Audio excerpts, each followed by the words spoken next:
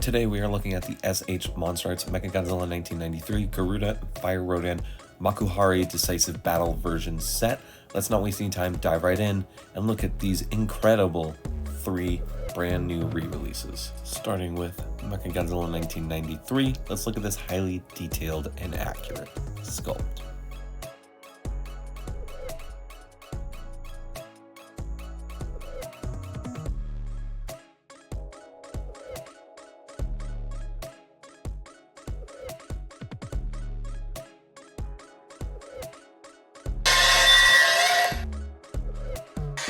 Sorry, my stand. So for the articulation on this figure, it's pretty good. It's not the best. Now, I didn't own the V2 version of MechaGodzilla, so the fact that the figure can look up and you don't have to change heads and almost break the head every time you do it is very nice. I will admit that's a great update, but I wish they just would have updated these shoulders a little bit more. There's just no articulation. I get that's close to the suit, but it limits the range and the posability a little bit on the arms, which can kind of be a little bit frustrating. The waist also got a little less articulated than I remember the V1 having. The hips are better, but they don't go out as much as well, which is kind of weird. And on my figure specifically, the ankle joints here are super weirdly tight. They don't really shift like they're supposed to. So overall, it's pretty good articulation, but it could have used a little bit of upgrade.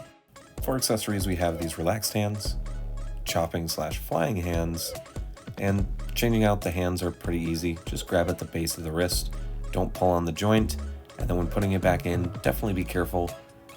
It's a little tough and a little tight. Once it's in, it's in. Once you got the new hands on, you can recreate this flying pose, and it looks awesome. Very happy with it. Now we have the barbed wire to shock Godzilla's second brain to death. These are very nice. Be careful of the tips though. The side that you plug into the wrist gauntlets on mine actually weren't very glued well, so it popped off. So make sure you're watching this piece. But they're very long, bendy wire, pretty cool. One thing I don't like though is how much of a pain in the ass these are to plug into the figure. As you can see here as the camera's unfocused, I struggle with it quite a bit. I wish it was a little bit easier. I don't remember the very first release having this issue, but at the same time, I guess it's better that they're a little bit harder than not. But, God, I feel like I'm gonna break it every single time. Now, no MechaGodzilla 1993 would be complete without his belly button, and it looks pretty good. Not a lot of detail here, but that's okay. Now, inserting this is still kind of a little bit of a scary thing. You have to grab the top and pull it right off. Then the front part just kind of slides off and you slide the new one in. Just be careful that you don't rub the edges of this piece or the other piece on the bottom so you're not scratching the paint on it. And it looks awesome. I love the way that this looks. Let's take a quick look at Garuda. Now Garuda here is very nicely detailed. It does have some almost decal spots on it, and it looks nice. It's got detail on the top, it's got detail on the bottom. These engines are supposed to move, but mine are stuck, so but not too big of a concern. The hull looks very nice, almost spaceship-like, and I'm just really pleased with it. But for some reason, it slides backwards, because I'm going to show you how to make Super MechaGodzilla. So you pop out these plates, which don't take a lot of effort. You just got to get your nail under there, take them all off, and it reveals the hidden pegs. Next, we'll add the MechaGodzilla-esque back pegs to it, so we can attach it to MechaGodzilla. Next, we got to get MechaGodzilla ready, so you're going to pull on this back piece. Now, don't pull up with it, I'm just loosening it, and then once it's loose, you can pull it straight out. Add in this piece, which is for the Garuda. You have 4 holes, line it up with the 4 holes, and boom, you now have Super MechaGodzilla. As someone who never owned the Garuda set from the early days, I'm very pleased with how this looks. It's the complete MechaGodzilla. Wait, what's that noise? Fire Rodan just damaged MechaGodzilla's eyes to give us this beautifully battle-damaged eyepiece from when they're fighting in the final battle, and it looks crazy good. Now, attaching this accessory can be a pain in the butt the first time, I'll show you how. So you take off the top plate, you put your nail under the eyelids there at the bridge of the nose, line up the pegs for the new set of eyes, push it down, flip it around, and just slide that peg back in. Make sure it's aligned though, because it will collide with the back piece. Enough talk of MechaGodzilla, let's dive into Fire Rodan here, which is pretty damn well painted.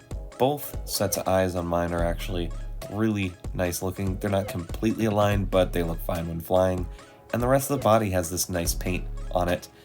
The one thing I know a lot of people don't like is the veins here are painted on and not sculpted on, but I think it looks fine enough without raising the price of the whole set, that is, which is definitely what would have happened if they had to resculpt these arms.